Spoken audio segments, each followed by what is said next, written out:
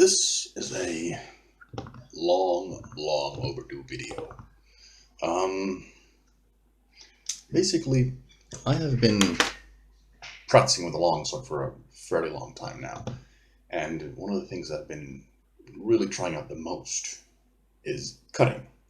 And I've cut a lot of things. I've cut bottles, trees, saplings, tatami mats, pretty much anything you can cut reasonably. I've tried to cut, and I've tried out different techniques and how it all plays together. And I've also tried those things in cutting tournaments, which is probably why some people want to hear from me.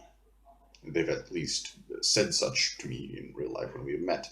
And until now, I've held a couple of seminars. I've taught some people how to cut, and I've discussed it at length with a lot of people. And I wrote a short booklet on it, but it's kind of outdated now. So I figured I would instead. I figured at one point that I would make a video about the matter, but I've been making a script and rewriting the script and trying to think of what's important, and there's just too much. So instead, I'm going to be making a series of videos where I try to tackle individual bits and pieces of what I consider important in cutting. So, my credentials, I have been in, well, credentials, my HEMA cred, let's call it. I have been in 4 cutting tournaments, and of those 4, I have gotten gold in 2. Here's, yeah, and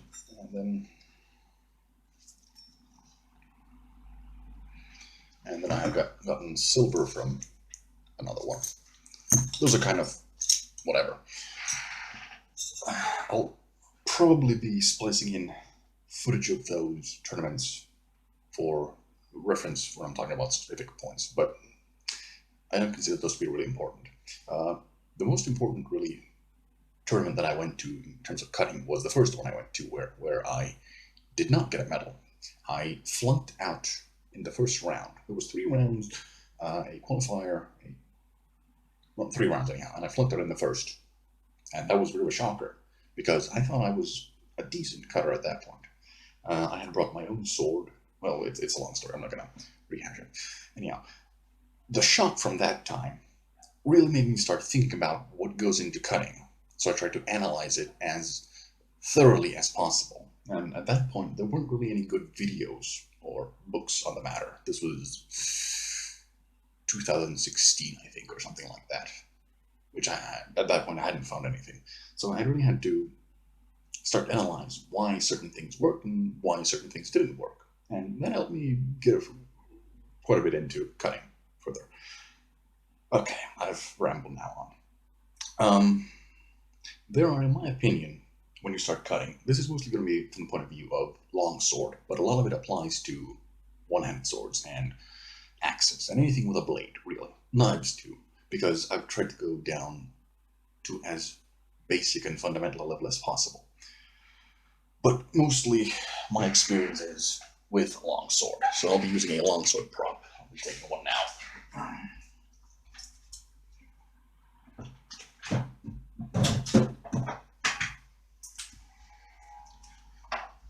This isn't a sharp sword, but it will have to do when I start doing cutting things.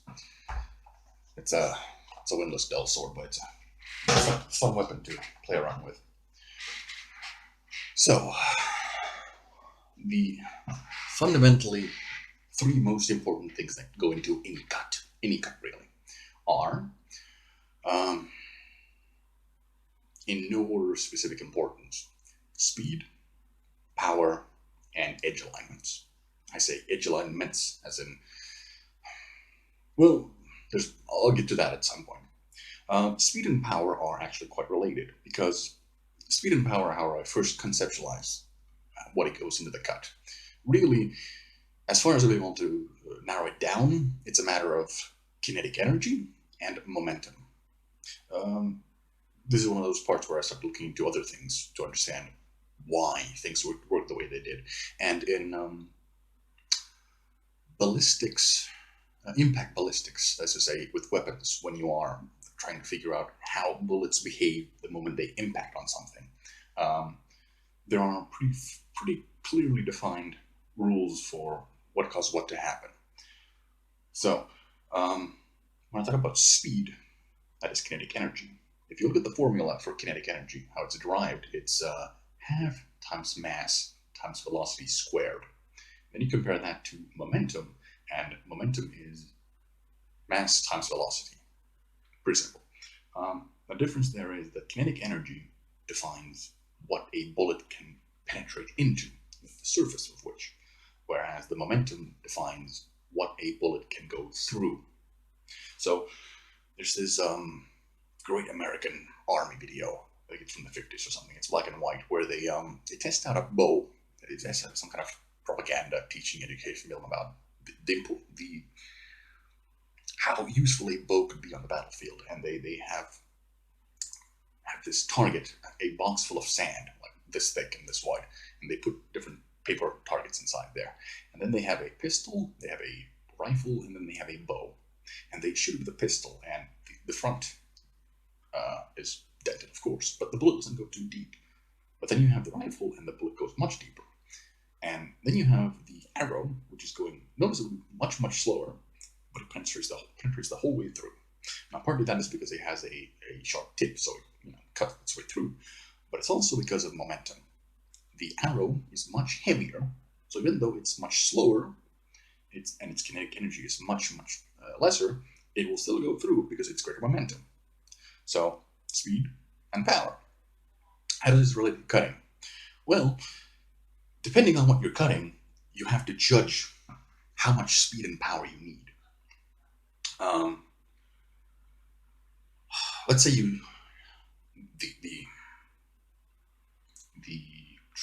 let's call it the tradition of current day cutting tends to be that you cut either tatami or plastic bottles. Those are the two main camps that I've seen when it comes to cutting with the sword.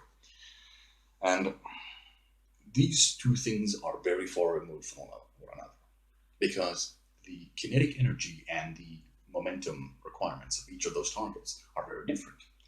So when you are cutting a plastic bottle, it's very hard, the surface, and it's quite light. So you need quite a bit of kinetic energy for the blade to bite into the target. So when you're using a sword, I'll talk about that later. Whereas with a tatami, it's usually quite a bit heavier, and the surface isn't as hard, but it has a more uniform texture. So it resists in a much different way, which means that you need more momentum. You can think of it like this. You can have a kitchen knife, or let's just grab a knife here. You can have a sharp knife like this, and then you're going to have let's grab this, an axe, big ass fucking wood splitting axe. Don't ask about it. And then you have two targets. You have let's say a flower on the ground. Which would it be easier to cut the flower stem through? The knife or the axe? Probably the knife, because the knife is so fast it can go straight through the stem of the flower, whereas the axe is quite a bit heavier. So actually accelerating fast enough to be able to cut through the stem without just pushing it down and then recovering is quite difficult. So there's a pronounced requirement for kinetic energy, for velocity, for speed. But then if you have a log or firewood, and you again have the knife and the axe, which is it easier to cut through the log with? The knife or the heavier axe? So there is a pronounced need for momentum, for the weight to push through. Whereas this will just get stuck, and the axe will continue its way through. And these are, of course, hyperbolized examples, but it's to demonstrate the idea behind this. Now, how do you do this with a sword? Well, that's still quite a bit ahead. Why are these two important? Well, when you are cutting, you have to make sure that you have both enough speed and momentum. Speed for the blade to cut into the target, and momentum for it to pass through cleanly. Especially with tatami. With bottles, it's usually not so important to have enough momentum. If you have just sufficient kinetic energy, will just shoot its way through. And then you have to have a sharper blade so that it doesn't knock it over. Momentum really has nothing to do with usually the light bottles, which is part of the reason why I don't like them so much. Anyhow, well, relating to the sword, let's just get to the sword finally. This thing is a lever. Let's take this off. This thing is essentially a lever. You have this part here, and then this part here. And this transforms into this, which means when you hold it out, the further out along the blade you go, the faster the blade will move. So the tip will move much, much faster than the bottom of the blade. But conversely, most of the mass of the sword is closer to the hilt. It's around here. Meaning that when you strike something and you want more mass behind the blow, you have to get closer to the hilt. So actually, it's a good way of thinking about it from the longsword tradition. There's the strong and the weak. That's obvious, right? So when you want a lot of kinetic energy, you want to hit something, you have to go towards the target, towards the tip of the sword. Whereas if you want to go through something that's very, very tough and very fibrous or sinuous, that's unable to resist the blade, but you won't have a problem actually biting into the target, but getting through it, you go closer to the hilt. This tradition of explaining that there's an optimal spot for hitting with a sword, and you can find it by finding the node of no resonance. I'm using this so it's very, very floppy. You can see the node of no resonance here, the upper node. And there's a classical sort of wisdom when it comes to swords that is the optimal place to hit a target with. And that's a rough rule, which isn't too bad, but it's not true for every case. See, when you're hitting bottles, which I had done before I went to my first cutting tournament, I had cut a lot of bottles and a lot of milk cartons and cardboard and stuff like that. And what I'd done was I noticed that to be able to cut cleanly through it with my swords, I had to cut very close to the tip. I had taught myself that I had to have a lot of speed. So I would hit and I would snap right at the end and get as much tip speed as possible to go through the target. And if I did it really, really fast, I could even leave a small plastic bottle standing, which was really cool. So I figured, hey, I know how to cut. So I should go into a cutting tournament. Well, what happened there was, I don't think I have the video footage anymore, but in the first round you were supposed to do an Oberhau, an Oberhau, an Unterhau, and Unterhau, and then a Mittelhau. What happened to me was I did the first Oberhau, and the sword just bounced off the target. Just regular talking, just bounced off. I was shocked. What happened? Okay, I must not have hit hard enough. I should hit harder on the other side. Okay, I can still do this. I hit even harder. Well, what happened was I just tensed and I put more body weight behind the sword, but there wasn't enough momentum to actually go through. So what happened was it got stuck. The momentum was spent, so it bit into the target, the tatami roll, about halfway through, I think, and it got stuck. But my continued body weight behind the sword just pushed the stand over. So my first cut bounced off the tatami, and my second Oberhau from the other side knocked it over. So I was disqualified in the first round with the least amount of points out of anyone in that tournament. And that was a bit traumatizing in a good way, in a really, really good way. Because I started thinking about after that point, what the fuck just happened? And now I'm trying to explain that. So if you just cut plastic bottles, you will not know how to cut tatami. And I've seen this in tournaments when I've since then, I like to sit down and watch other people cut to judge what they do and try to predict how well they can do it. And usually I'm right. There's some exceptions when there's people who are superbly fit who can just, hit really, really hard regardless of their poor technique. But yeah, usually what I see is that people do not know how to cut, mainly because they do HEMA, which means that they have learned to cut in a way where they hit with the tip. Because in HEMA, you usually do sparring. And sparring means you're hitting the tip because you want to hit as far away from as possible. Because there's an advantage of being as far away as possible because you're approaching the other guy. So you try to hit the tip, let's say his hand or his head, from as far away as possible. That's usually the most advantageous position. But in cutting, this means that, well, you're not going to be able to do anything. Blood on my hand. That's fucking mosquitoes. I'm going to wash my hand. Be right back. Okay, back. So in HEMA, generally, you want to hit your target from as far away as possible. But what you want to do to cut through someone or a target that is as close to a human-like target as a tatami. A human limb is relative to tatami, one tatami mat. And to cut something like that, you want to be quite a bit closer to the ideal node, which is often done. So if you've taught yourself to cut with just the tip as far as possible, you will just bounce off. Usually you'll just make a small cut, so it won't work. So what you need to do is actually get closer, quite a bit closer, so you get more momentum. Actually, one of those things which a lot of people don't seem to understand from experience. The tatami is not for... You can't grind cutting ability. You can't just, have a pile of plastic bottles or tatami mats and just cut until it starts working. You have to think about what you're doing. So every cutting target is valuable in the sense that you should have a theory and then test if that theory works out. So if you cut with a tip and you realize it's not going through, you should take a step back and go, what went wrong there? Try to figure it out. Try to change something that you did. So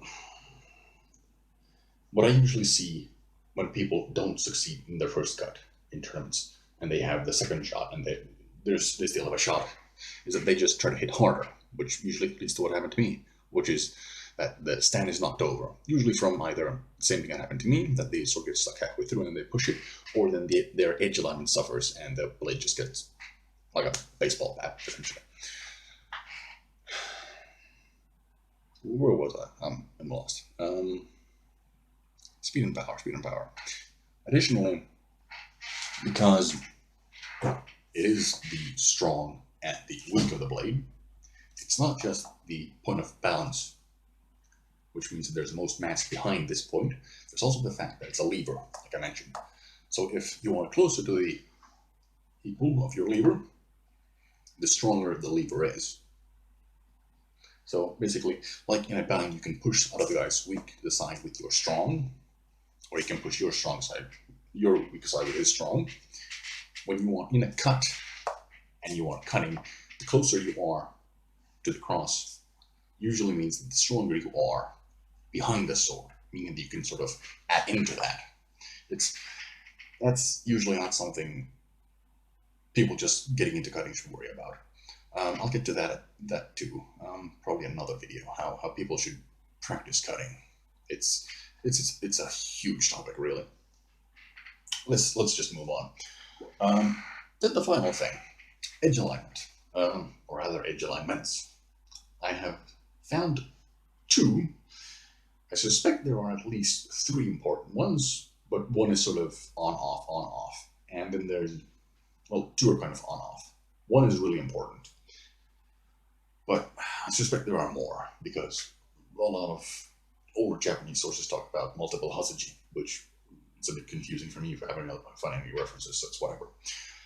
The first one is quite obvious. It's like this.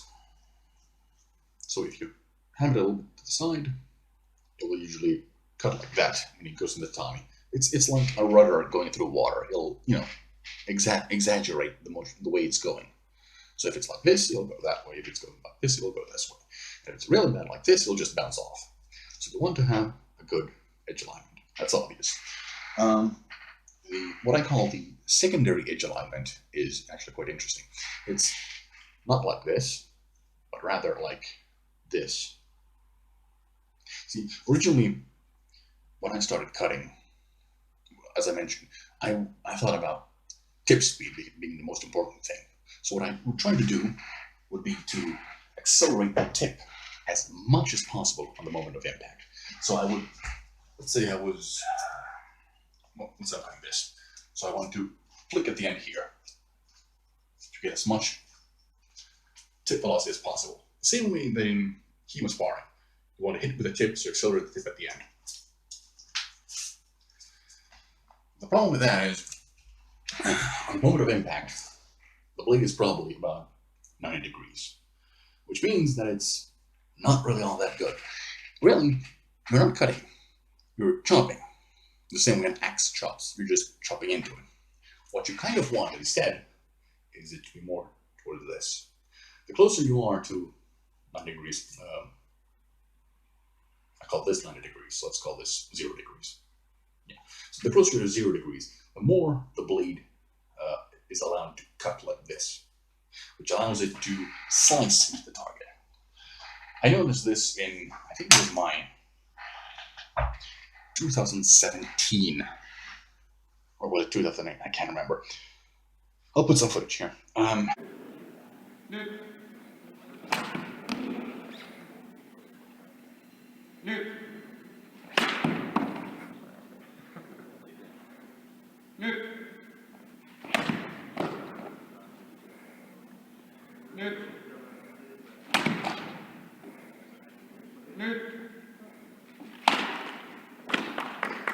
In the second round of the one cutting tournament, I noticed that I had to put a lot of force again. I was quite green back then still. I had to put quite a bit of force behind my cut when I was cutting with a tip. And at the time it would fly off violently, and it would feel bad. It wasn't going through easily. I was just confused about how difficult it was. And then in the finals, which I managed to get to, there was a cut with a tatami mat, with 2 sticks on either side. So you had to have your sword like this and accelerate this small distance here, and stop it before I hit the other mat here. And I was a little bit nervous, of course, obviously. It's essentially a 1-inch punch in cut form. But it was super easy. It was just insanely easy. So I started thinking about that afterwards, trying to figure out what happened there. Why was it so easy?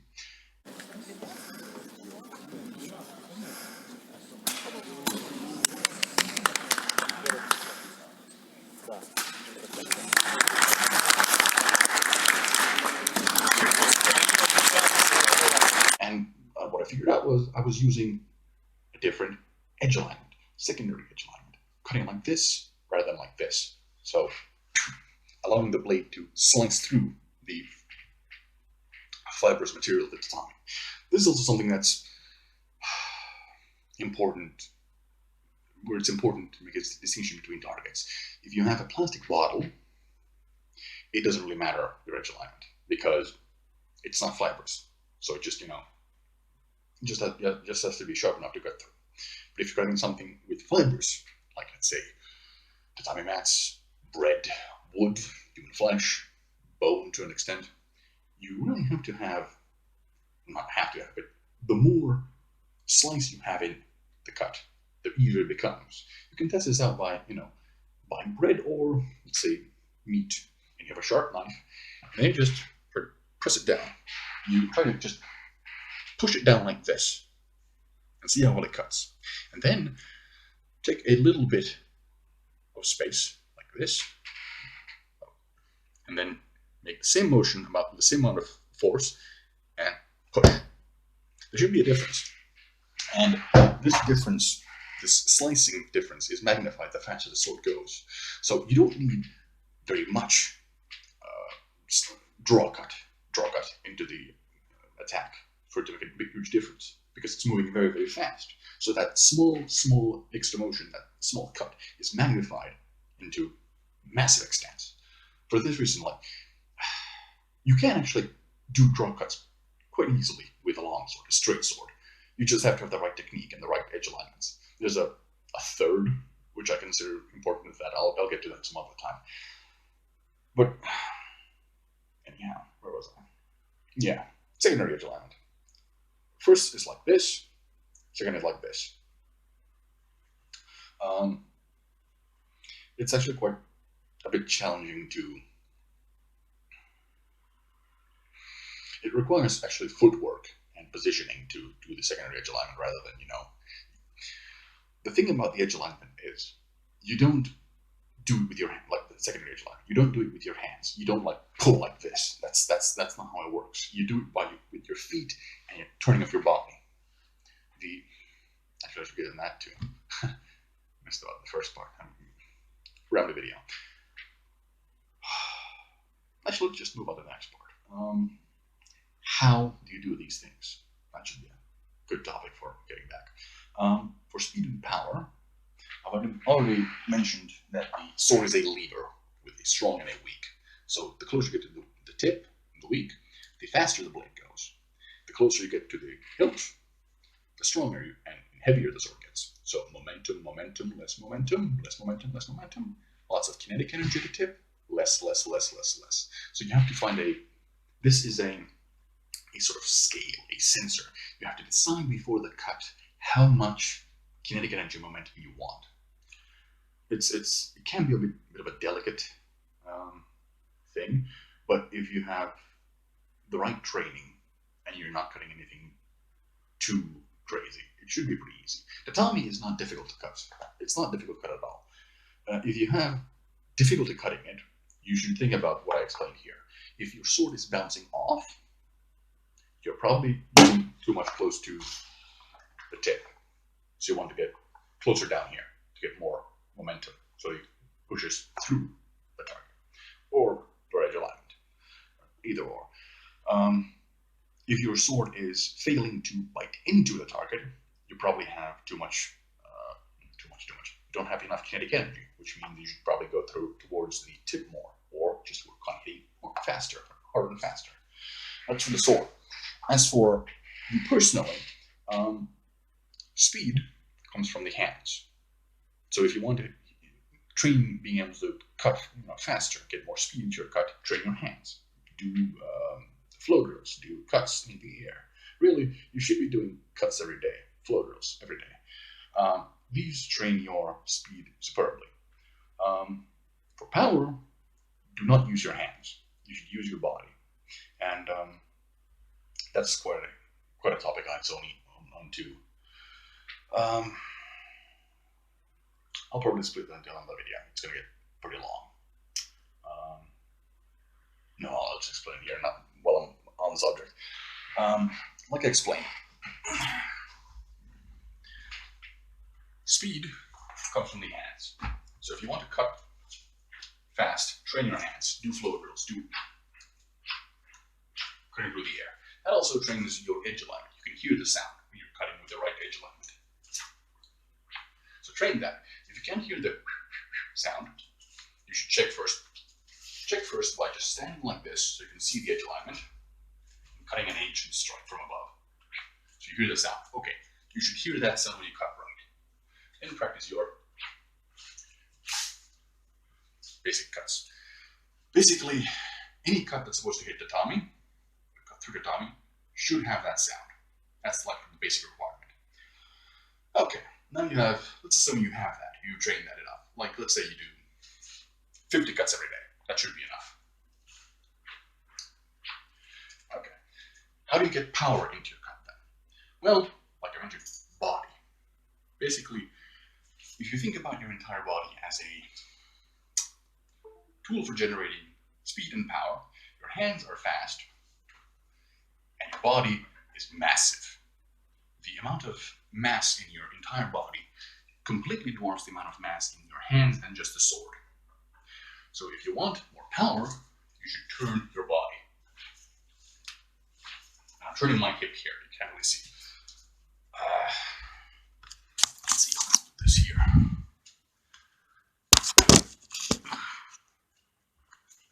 So, turn the body.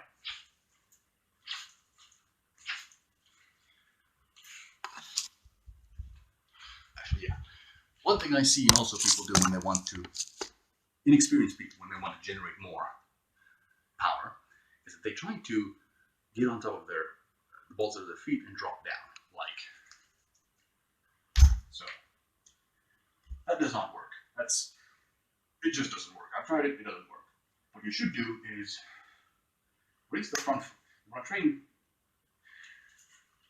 read a book by Jack Dempsey. You can't see my face, and that's kind of awkward. Read a book by Jack Dempsey called Championship Fighting and Explosive Punches. Something like that. He has a superb section on footwork there for boxing. It applies to HEMA too. He has basically 3 modes for generating power for your punches. The first is the falling step, raising this foot and falling. That's superb. My entire body weight is behind that. The second is rising surge, I think it calls it, which is this foot jumping for an uppercut. The last, it calls the shoulder whirl, I think, which essentially, I'm going to take this back up. Punching is essentially turning the shoulders. For HEMA, that's more about the hips, turning the entire hip. So in a basic Oberhau, all 3 of these are used. When you start moving, falling step, front foot, rising surge, turn of the hip, falling step. All of that essentially should be going into your basic Oberhau. For Unterhau, I haven't actually thought about this in a long while. Unterhau, falling step, front foot, rising surge. Not so much fun with it. A little bit less. There's still the hip turn. The turn of the body is how you generate power. This requires practice. Lots and lots of practice. So, speed, power, and edge alignment. You should train those if you want to be able to cut.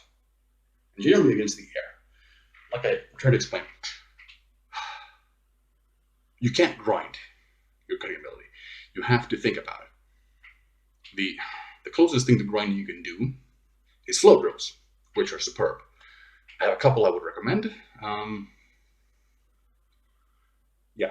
Flow drills I would recommend. There's really the basics. There's the attention space here, but you should advance towards something. So Oberhau, and the left leg. This is really cool. That's one of the great ones. Another one that's really good is the butterfly. Not butterfly, the ribbon cut. So you start from below here, triangle step.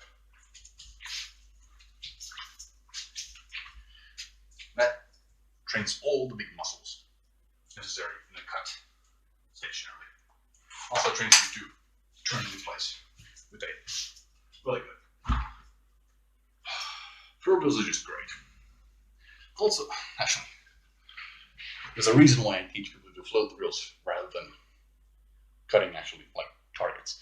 And that is, how often do people who do HEMA practice cutting? How many times a year?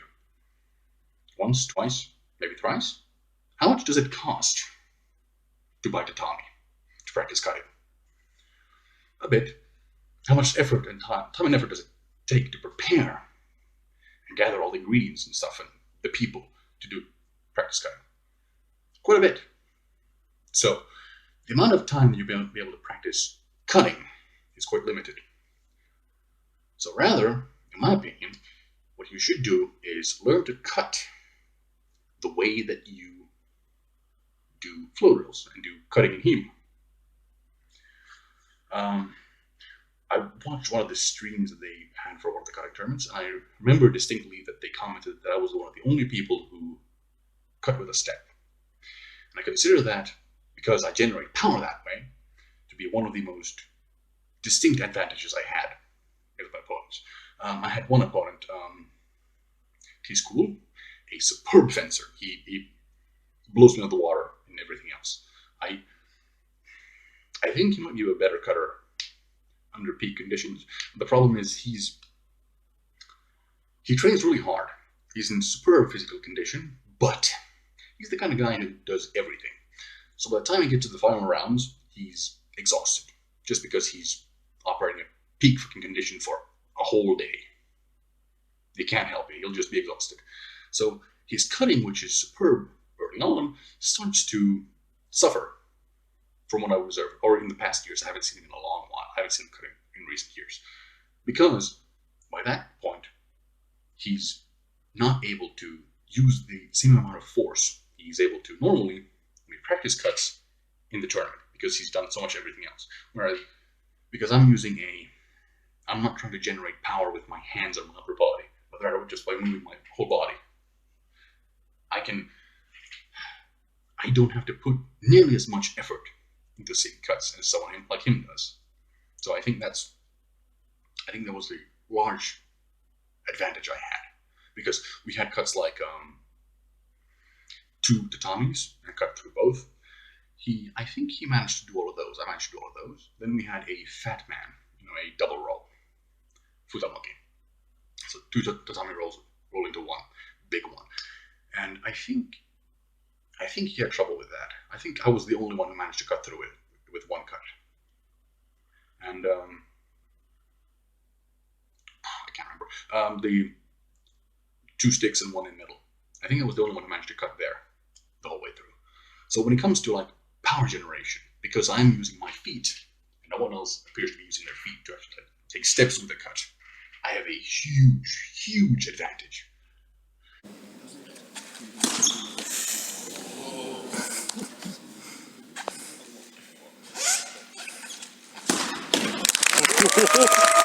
And additionally, because I was getting to this earlier, because I practice my cutting the way I practice all of my HEMA, by doing flow drills.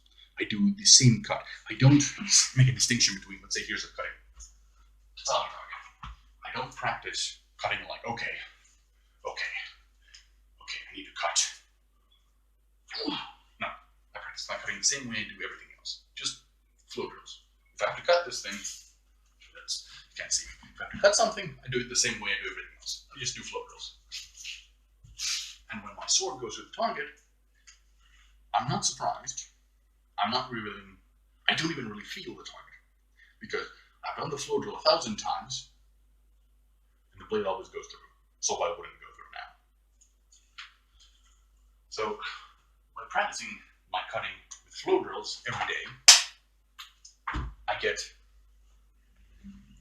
exponentially more training in, really, on top of actually getting like footwork done, which gives me power. I'm getting rambly here. Sorry. I should have made a script. Anyhow, where was I? Footwork, hands. Well, I might as well talk about the tertiary edge alignment. It's not an edge alignment, but it's something I consider. No, actually, let's jump back. This judging kinetic energy and momentum, speed and power, is one of the most important things for beginning cutters. What I noticed was in the most recent tournament was like they had 2 rounds, and in the first round, most people failed on the second tatami because they had to do a krumpao, I think it was, or a shielhao, against the top of the tatami, and then do the following cuts. And most people failed to cut through, and what instead ended up happening was the tatami fell over, or something to that effect. And the problem most people had was they were cutting with the tip, because if they do a shielhao the way they do in practice matches, you essentially use the strong. Actually, let's get a little lower. That's weird. So you block with the strong, and then you hit with the tip. That's essentially necessary for it to function because of the length of the sword. But when you have to cut the tatami with the sword, it's not enough that you cut with a tip. You have to cut much lower, roughly around here, what I experienced in that tournament. And that was something which other people in the same tournament also, who I discussed with, had observed, that to manage to cut with the shield of the tatami, you had to go much lower than expected. So understanding the speed versus power in this the scale of speed versus power helps you judge how you should cut different cuts. This applies basically to all the, let's call them weak cuts. So the Shielhau, Krumpau, Zwerkau is kind of an edge case. Zwerkau you can manage. Kurzhau, the short cut from the bow with the back of the sword. All cuts that don't really have a structure behind them. So not Oberhau, not Unterhau, not Mittelhau. Essentially, you have to be mindful of what part of the blade you cut with, which is why I've been rambling on about it for now, maybe an hour or something. I really have a good script. Anything else? Anything else?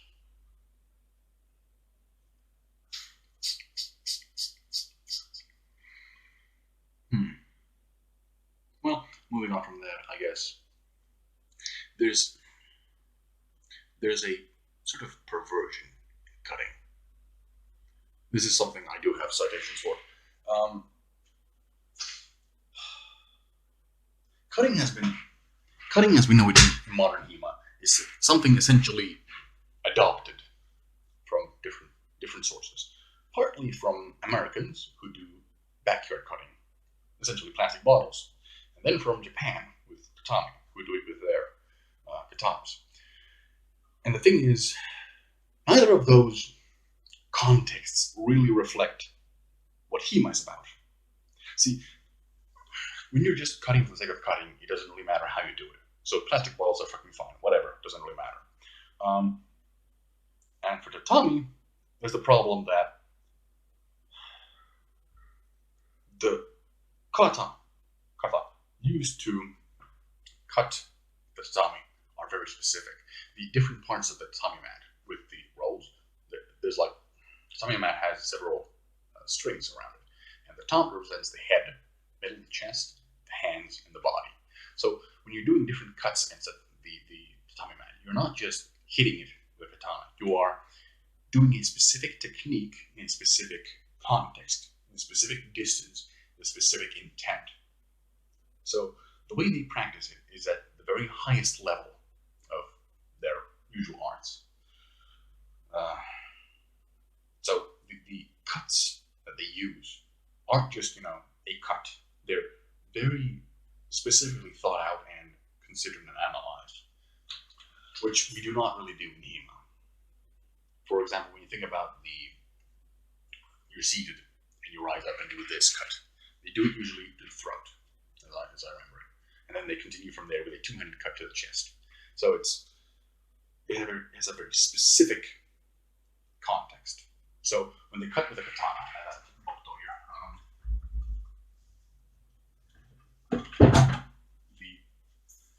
the weight distribution and the dynamic profile of the katana is very different from a longsword.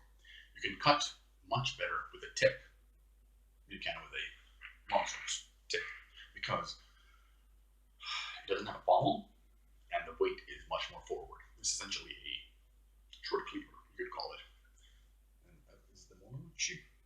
Can't remember what this thing's called. But the cutting part is essentially this. You'll see this in Kenshinai, where they have a string around here of the bamboo sword, representing that you're supposed to cut with above this part. Below here doesn't really count in their opinion.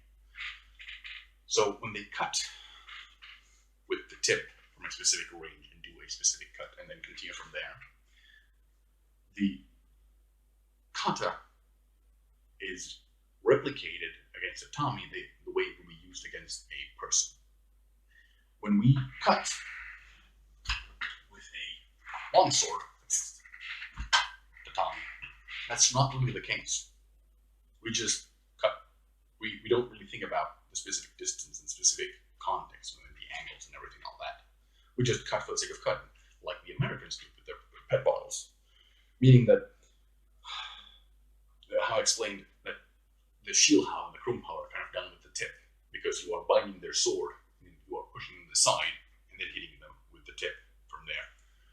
Whereas against tatami, you want to go much further down the sword. So there's a discrepancy between the actual technique as it would be used and the way we have to do it against tatami. There's this corruption, which isn't something unique to HEMA either, because the Japanese who pioneered kendo in, well, not pioneered, but the big wigs of kendo also were very critical of cutting for the sake of cutting. I have some citations here which I wanted to read. Let's see.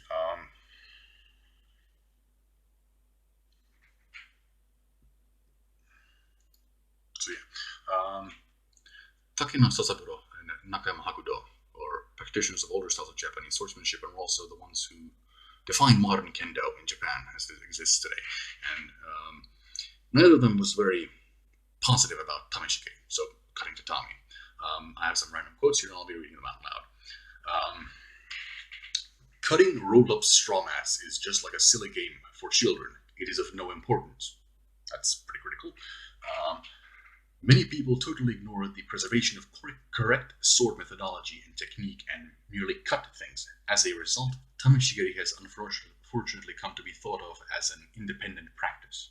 So, if you cut for the sake of cutting and you forgo the context, it becomes something, its own thing, like the American backyard cutters. We just cut bottles for the sake of cutting bottles. It's not really practice for anything. It's not really a test of could you actually kill someone with this weapon you've practiced to use. And they have more to say. However, Eli today has mixed these points up and become very confused. Moreover, there is a lack of enthusiasm for serious study. Together, these issues have caused tameshigiri to become merely the act of cutting, without altering one's posture at all. Needless to say, simply cutting without preserving the procedure of adopting correct distance, the method of zanshin, and the various cutting techniques of each kata is something completely removed from the traditional approach to tameshigiri. I want you to be aware that tameshigiri in Iaido is something that occurs at the very highest levels. So, this is something I've kind of observed myself. I don't do Iaido kendo or anything like that, but I've observed that when intermediate practitioners try out cutting tatami, they usually completely fuck it up because they think, oh, the thing I've been doing is not suited for, the thing I've practiced 1,000 times, it's not suited for cutting tatami, so I should hit harder. I should, put more force into it. And then that fucks it up because they alter the thing that they're being taught, where the thing that they've been taught, usually in Iaido, is specifically taught the correct distance, the angles, the targets, the whole package. The context has been explained specifically and boiled down to a very specific scenario. And in that scenario, you're supposed to replicate it through the tatami, and it works. That is the correct context for using tatami, which we don't have in HEMA. There's more second. I have a lot of this. I'm going to read this. In addition, there are many kinds of techniques that involve cutting bamboo hung from the ceiling by paper or thread without breaking the thread or tearing the paper, or cutting bamboo thrown in the air into 3 pieces. However, these are kind of trick. They are just cutting techniques and cannot be called tameshigiri. In my opinion, these do not serve any purpose. If you compare these tricks to real tameshigiri, there are so many levels of disconnect between them that there is no overlap in their purpose at all. Which is kind of what I would say has happened with HEMA cutting, longsword cutting. The techniques that you're supposed to display your mastery over have no overlap, or very little overlap, with the techniques that the practitioners learn and use in sparring against other opponents, because of the different distance and the different part of weapon use and the everything about it. It's not cutting the way it would be used in the right context. It's cutting for the sake of cutting, which is frivolous. More stuff here. I have heard of some people who cannot perform these kinds of tricks, cannot do tameshigiri as a part of kata, and cannot even perform iai correctly, but act as though they are masters with 40 or 50 years of hard training under their belts, and filled with pride perform public exhibitions of so-called tameshigiri. What truly pathetic people, as ignorant as Freud know well. It is true that I myself have done displays entitled tameshigiri in front of the emperor and at large taikai, but that was only because I was the most senior person there in terms of age. Inside, I felt quite embarrassed. And they also talk about like how helmet cutting is the most realistic test of your skill compared to tamashigiri. So I think even though I have these medals and I have had a lot of fun, I've learned a lot from doing katana cutting. I'm starting to become a little bit disillusioned by it because it's becoming its own thing. This is also a bit reflected in Western sword culture. Like if you think about Britain in the 19th century, I would say they had cutting feats. You would cut like a bar of lead or a sheep in half or a napkin.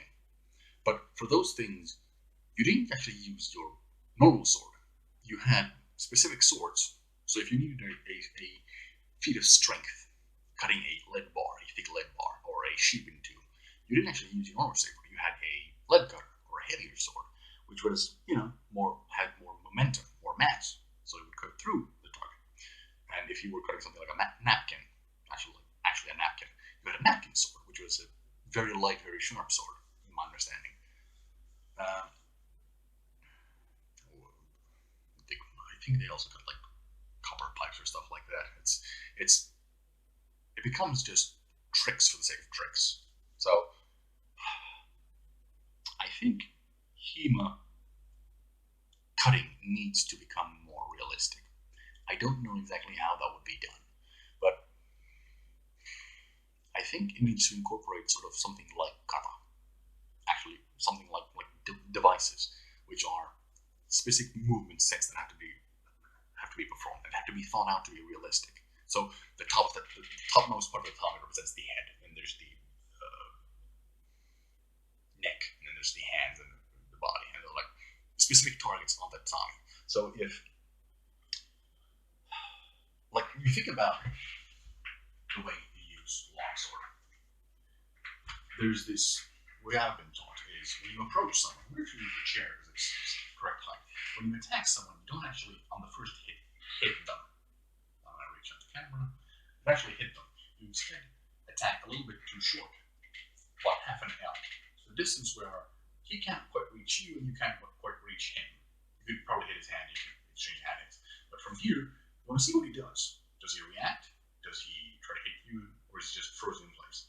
If he's frozen in place, well, you just continue through and run him through with your sword. However, usually what would happen is they react like, oh fuck, with a frontale or chrome. So what happens is the sword gets pushed to the side. Okay? What happens after that is you take another step and attack from the other side. Umschlag. An interesting thing happens there. When you've gone from a distance which is just beyond the tip of the sword into suddenly this part of the sword, the optimal cutting part of the sword. Meaning that the way to use a sword historically to cut someone exists. But these devices, these kata of our HEMA, have not been devised. They have not been thought out, but they should be. I think we should really, this is getting into random stuff, I think cutting in HEMA should be really reevaluated and thought through again. I think there are ways to make the techniques that you use in sparring work in cutting. Because currently we have, what I've seen, my observations from countrymen is, it's people who do HEMA. They're very good at HEMA, coming to test out if their stuff works against tatami. And they'll usually a little bit shocked and miffed and annoyed because it doesn't. Because, a little part because they haven't been taught the context of cutting and the context of the way I've thought about it, there's the half strike when you do an overhand. And if you're not ranged to actually hit them, it's kind of like a jab in boxing. You're just feeling out. You're not actually trying to hit them really hard. And then when you have that contact, that half strike, which is the norm in HEMA really. In HEMA sparring, there's very rarely a place for an actual full power blow outside of something like a sword and helm. So the place for the full power blow, which would be used against a tatami, and if you've done it well, you just cut through and you don't even notice it's there. You're on the other side and you can do it from there. The place for the full power blow is the same as in boxing with the straight. So the jab finds the place, and then when you know he's open, you follow through with the straight and knock him out, hopefully. So I think cutting should evolve. I'm not really sure how that should be done, which is part of why I've been holding back this video for so long. I've rambled on quite a bit now. Let's see if I have any other notes here. Anything I've missed.